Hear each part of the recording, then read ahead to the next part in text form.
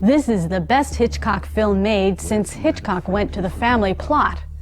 That's what one British critic said when the French thriller With a Friend Like Harry opened in London. Winner of 4 César Awards in France, including Best Actor and Best Director, the film is ready to start scaring Americans with its dark humor and macabre wit. Director Dominique Moll talks with Canape about finding danger in the places least expected. Well, With a Friend Like Harry is, I guess, what you could call a psychological thriller. And it's about the story of 2 guys, Michel and Harry, who have basically a very different approach to life. One who has a very conventional family life with 3 children, and the other one who seems to be on a permanent vacation, who has loads of money, a beautiful car, a sexy girlfriend, and who will start interfering with Michel's life.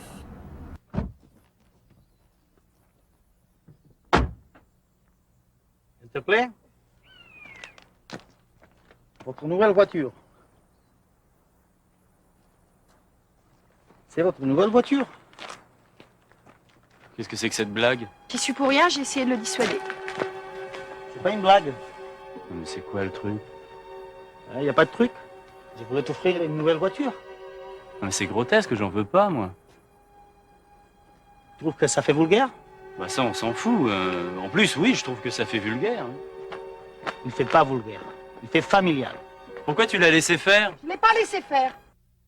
At the beginning, I didn't know that it was going to be a thriller. It was, well, mainly my co-writer who pushed me into that direction to make things more radical and more drastic. And so at one point we almost had some kind of role-playing where he would represent Harry and I would represent Michel, and he would always push me to more radical solutions as Harry does in the film, and I was always resisting a bit until I saw that there was something really enjoyable in doing that, and so that's how the film little by little became a thriller.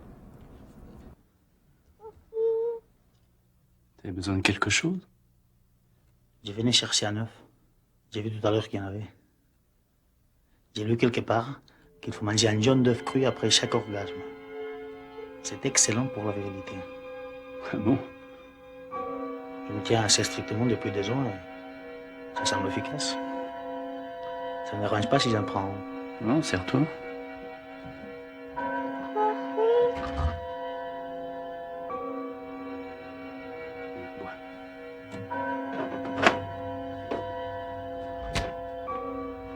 Well, I think that the film does talk about the borderline between what is normal and what is abnormal, and of course at the beginning Michel represents, you know, more the normal because he has a normal life, and Harry, little by little we see that he's more on the abnormal side. So there's a Dr. Jekyll and Mr. Hyde thing about the 2. Mais t'es seul ou Eric? On parlait de toi et tout d'un coup il s'est mis à s'énerver. Il a dit que t'étais un frustré. Il s'est mis dans une colère incroyable. Il m'a dit de m'arrêter, il est reparti en stop. On devrait l'appeler, il doit déjà regretter. Non mais appelle-le, toi, il t'écoutera plus que moi. Tu me donnes son numéro? Il est dans le carnet, non? Oui, il n'y a pas son numéro portable. Ah oui, c'est vrai, je l'ai.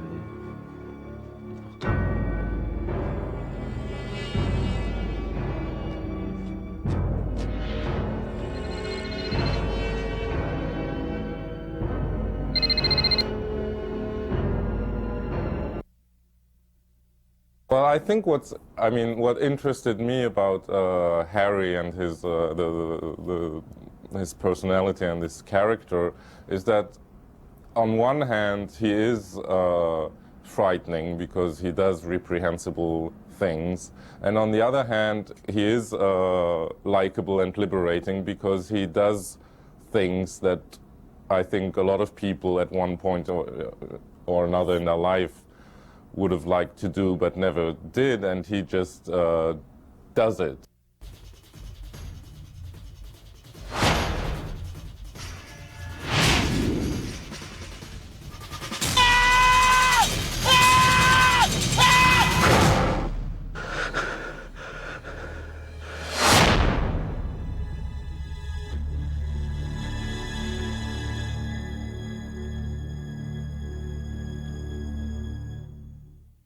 You won't find his works at a .com bookstore, but that shouldn't diminish his appeal. An illuminator of handmade books, painter, draftsman, and designer of festivals, Jean Poyer worked for the courts of 3 successive kings of Renaissance France. Curator Roger Wick guides Canape into the beautiful world created by a master artist famous in his own time, forgotten for centuries, and now resurrected by a magnificent exhibit at the Morgan Library. Jean Poyer is a fabulous French Renaissance artist, and the show takes place here because the Morgan Library happens to have more manuscripts by Jean Poyer than anybody else. Now, mind you, that's only half a dozen. We have 6, but we have more than anybody else. Jean Poyer, like a lot of artists from this period, never signed his work. So by the 18th, 17th century, he was completely forgotten. We only know 7 things about the man Jean Poyer. We have 4 documents, payment documents, and 3 literary references. And they range in date from 1481 to 1498. But that happens to parallel exactly the dating of this body of work. He's also of great interest to us and a great subject for a one-man show because he happens to have worked in a variety of media, primarily manuscript illumination. By that I mean painting pictures in books that were written by hand. But he also did panels, such as the one that you see over my shoulder here. And he also did drawings. There are 5 drawings in the exhibition, all brought together. And he also worked in 3-dimension because he was a kind of festival director for these grand entrances that kings and queens of France would make as their royal entrances into towns. And he was in charge of doing the tableau vivant and the ephemeral sculpture connected with these kinds of grand entries. The thing that makes Poyer really a fantastic artist is that he is really on the cutting edge of being a first Renaissance artist for France. Immediately after following in the footsteps of Jean Fouquet, he went to Italy, he went to northern Italy, he went to the Veneto, he went to Lombardy. He absorbed the influence of the painting there, the early work of Mantegna, the early work of Giovanni Bellini, and he brought that back north. Looking at his work, you can definitely see the difference between late Gothic painting and Renaissance painting because it embodies full weight for his characters, beautiful colors, chiaroscuro, aerial perspective, and linear perspective. At this time, there was still great demand for religious books, particularly books of hours, and these were private prayer books made for the laity, and they were the most popular book at this period. The late Middle Ages and Renaissance, the Book of Hours was considered the bestseller of the period. People didn't read Bibles, for instance, at this time. They read from their Book of Hours. A lot of books of hours are painted by Poyer, are included in the exhibition, but also books such as missals, and these were, of course, liturgical service books used by the priest at the altar at Mass. But we also have, for instance, a very charming book in the show, and that was a very small little personal catechism that Queen Anne de Bretagne commissioned from Poyer in order to teach her son, the firstborn, the Dauphin Charles Orlan, his catechism, and that's one of the real charming manuscripts in the exhibition. At this time, printing, of course, had been invented in the middle of the 15th century, but Poyer produced manuscripts for a very small but very rich and often very royal clientele. These were people like Queen Anne de Bretagne, her husband, Charles VIII, her second husband, Louis XII, the previous king, Louis XI. These were rich and royal people who would not really suffer to have a printed book in their palace, and so they were still hiring artists to paint and write manuscripts for them. We also have a very famous Book of Hours. It has a funny story attached to it because it's called The Hours of Henry VIII, because an old tradition going back to the 18th century tells us that it was the Emperor Charles V who gave this very manuscript, which is part of the show, to that English king as a gift. That manuscript, The Hours of Henry VIII, is particularly delightful for a number of reasons. One is its calendar, because it has beautiful half-page miniatures illustrating what are called the labors of the month, taking walks in the woods, collecting flowers, making flowery wreaths for your loved one, or in the cold months, staying warm inside by the fire and feasting. Poyet's interest in landscape and spatial development quite evident, such as the St. Jerome in Penance and the Adoration of the Magi and the Massacre of the Innocents. And then the book has a whole slew of wonderful miniatures for suffrages, and these were prayers to individual saints that often include their dramatic deaths, decapitations, or let's say the firestorm that comes from heaven in the St. Catherine scene. But that manuscript is fabulous. We've reproduced it totally in color in the accompanying publication, and it's one of his great masterpieces containing 55 full-color illustrations.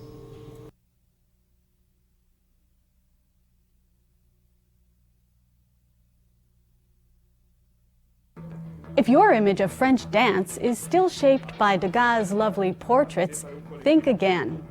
In late April and early May, New York is the scene of the largest gathering of French dancers and dance troupes ever assembled on this side of the pond. Uptown, downtown, and all around, the Big Apple will move to the rhythms of French dancers. Even more, symposia, exhibits, and workshops will illuminate the state of dance in France. Canape takes a peek at what will be.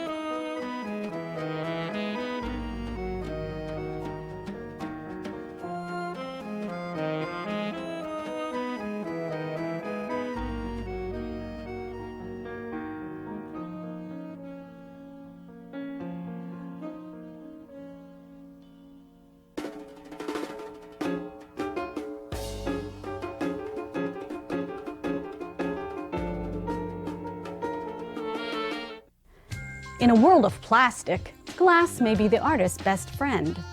Curator Valerie Smith talks to Canape about Heart of Glass, an exhibit at the Queen's Museum of Art of 8 international artists who take conceptual and poetic approaches to glass as art. The works form a kaleidoscope of shape, texture, color, and size. Among the works, a grand necklace by French artist Jean-Michel Otoniel displays jewel-like features suggesting a great totem to vanity. The Heart of Glass is an exhibition of contemporary artists who work with glass at the Queen's Museum.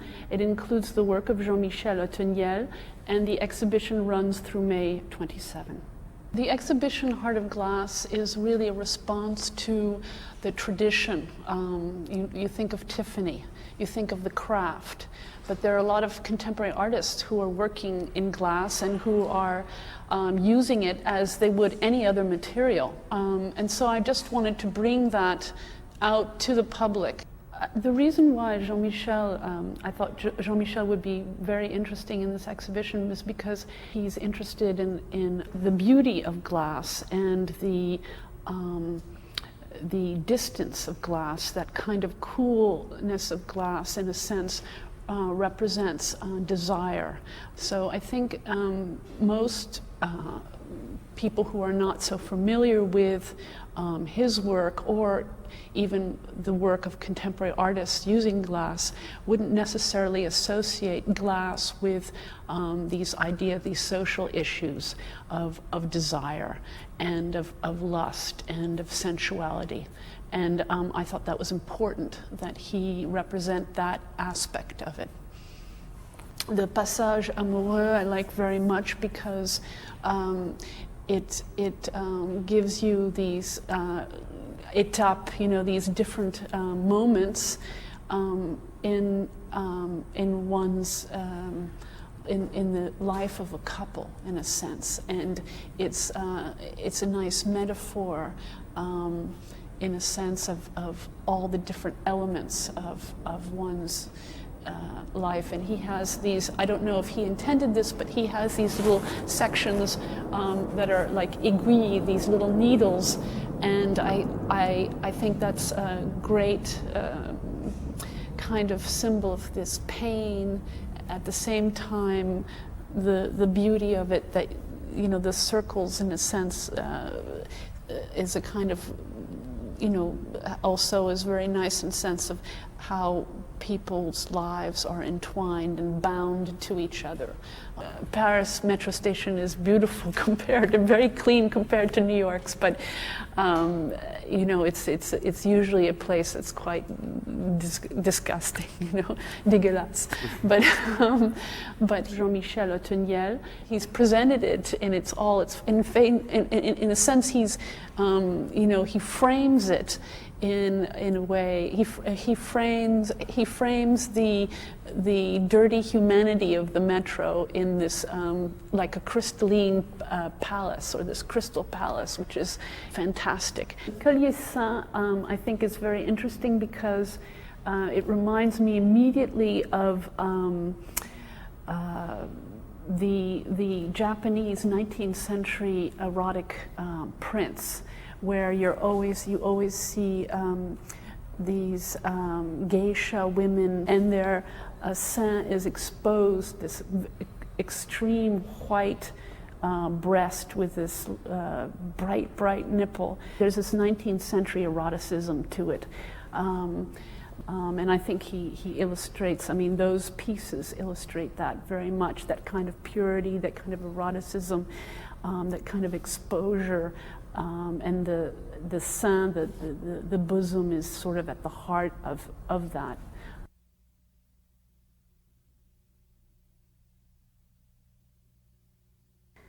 Every century has its pivotal years. 1492 was certainly one, and 1968 is a strong candidate from the 20th century. The Zanzibar Films, a series of films from France now being screened in the USA, lend evidence to how strange and influential that moment was.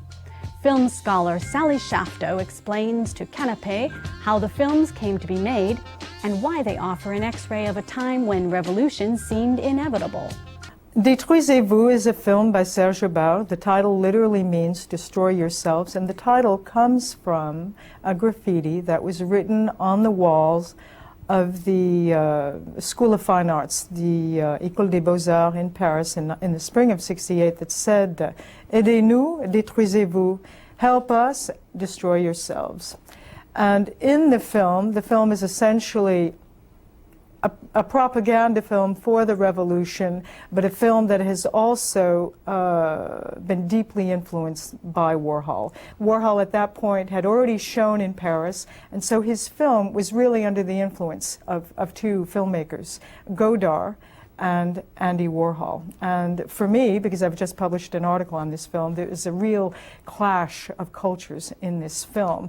And in the film, Caroline is trying to protect a young friend named Thierry who doesn't want to join the movement, and everyone around her is saying, you know, drop him, you have to, the revolution is very important, and the revolution is made by speaking. And she, as a character, has great difficulty with words, with language. Vous avez vu passer quelque chose. Qu'est-ce qu'il a dit? Que faisait-il, Thierry, pour la dernière fois? Réponds, réponds. Tu l'as vu, tu lui as parlé. Stanislas! La paix, tu veux, hein? Bon, reste là. Mais qu'est-ce qu'il a dit? C'est faux! Tu lui as parlé. Réponds. Oui. Comment? Thierry. Oui.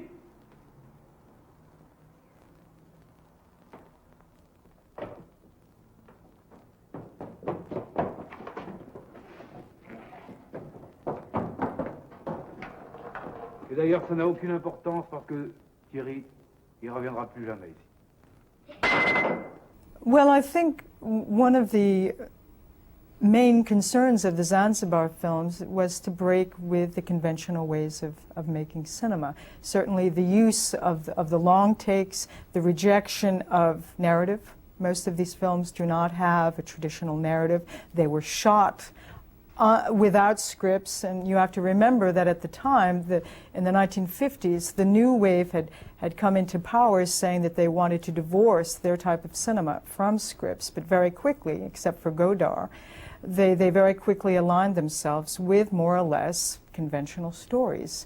Boy wants girl, boy gets girl, whatever. But the Zanzibar films were really doing something radically different. And in The Virgin's Bed, for instance, Pierre Clémenty, who was at the time a famous French actor, appears in the film as a Christ figure. And at the time, there was no interest in Christ in Western culture as a kind of hippie avant la lettre.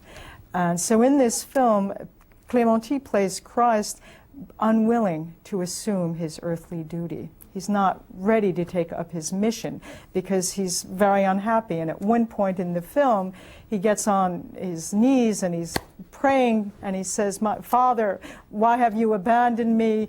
It's shit down here. You should come down and help me." And his mother, Mary, says, you know, you can't talk like that to your father.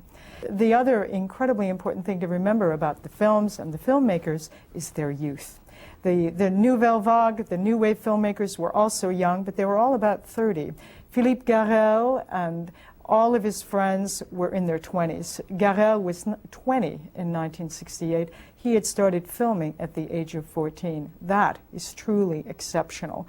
These were young people who didn't want a traditional education. Most of them, many of them, have dropped out of school. They wanted to become famous in their 20s, and they succeeded. For me, because these films have literally been forgotten about for 30 years, they're really important historical documents reminding us of how people were thinking 30 years ago, because it was radically different.